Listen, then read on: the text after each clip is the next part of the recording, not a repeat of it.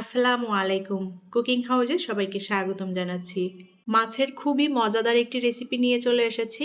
আজকে রান্না করব মাছের কষা ভুনা। কাঁচা মাছ কষিয়ে এভাবে ভুনা রান্না করলে খুবই টেস্টি হয়। আর আজকে রান্না করব মৃগেল মাছ। মৃগেল মাছ এভাবে কষিয়ে রান্না করলে খুবই মজাদার হয়। সাদা ভাতের সাথে দারুণ লাগে। প্যানে আমি পরিমাণ মতো করে তেল দিয়ে দেব। আমি এখানে ছোট সাইজের একটা টমেটো, বড় সাইজের একটা পেঁয়াজ, কয়েক কোয়া রসুন এবং 1 চা চামচ পরিমাণ জিরা একসাথে ব্লেন্ডারে ব্লেন্ড করে নিয়েছি। মশলাটা দিয়ে দেব।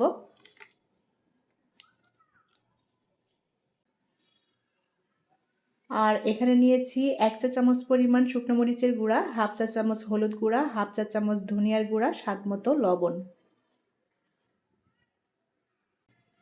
এখন এই মশলাটা আমি খুব ভালোভাবে কষিয়ে নেব।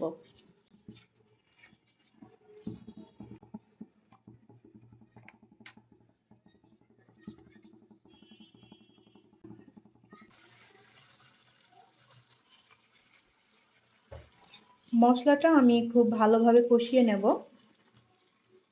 যেহেতু এখানে কষা মাছ রান্না করব, যার কারণে মশলাটা যত ভালো কষানো হবে মাছের টেস্টটাও ততটাই বাড়বে।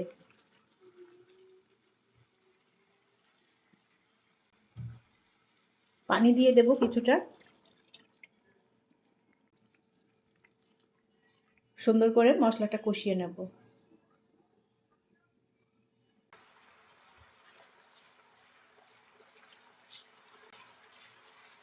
মশলাটা আমি বেশ ভালোভাবে কষিয়ে নিয়েছি। এখন এই মশলার মধ্যে আমি মাছ দিয়ে দেব।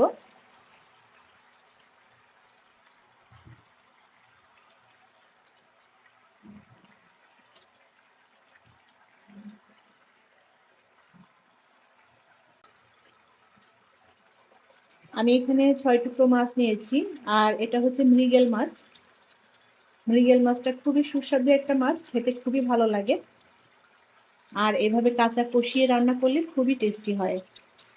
যারা কাঁচা মাছ খেতে পারেন না তারা হালকা ভেজে নিতে পারেন।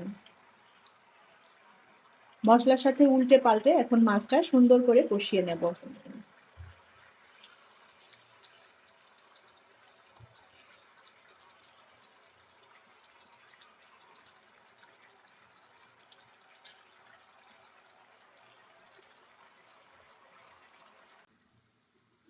মশলার সাথে আমি মাছ খুব ভালোভাবে কষিয়ে নিয়েছি।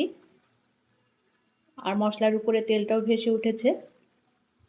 মাছটা সুন্দর মতো কষানো হয়ে গিয়েছে, সেদ্ধও হয়ে গিয়েছে। এখন আমি এর মধ্যে একটু ঝোলের পানি দিয়ে দেব।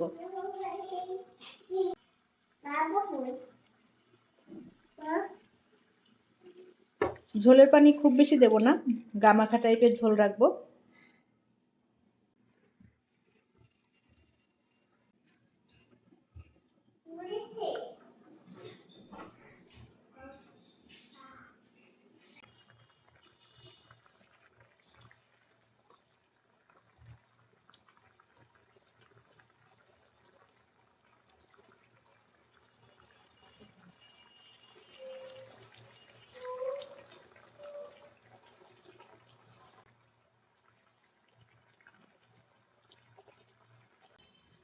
মাছটা রান্না করা হয়ে গিয়েছে আর ঝোলটাও টানিয়ে নিয়েছি। আমি একটু ঝোলটা আমি একটু ঘন রেখেছি।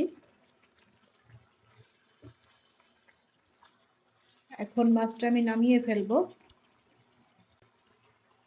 নামানোর আগ দিয়ে আমি এর উপর দিয়ে একটা কাঁচামরিচ কুচি দিয়ে দেব। কাঁচামরিচের একটা ফ্লেভার আসবে।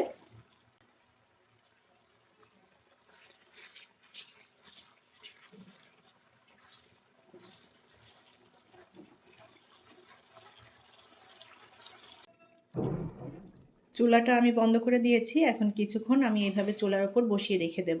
তারপরে এটা নামিয়ে পরিবেশন করব। তৈরি হয়ে গেল মৃগেল মাছের কষা ভুনা। মাছটা এভাবে কষিয়ে রান্না করলে খুবই টেস্টি হয় খেতে।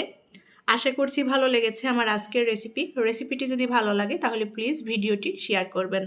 পরবর্তী রেসিপি দেখার আমন্ত্রণ জানিয়ে বিদায় নিচ্ছি। আল্লাহ হাফেজ।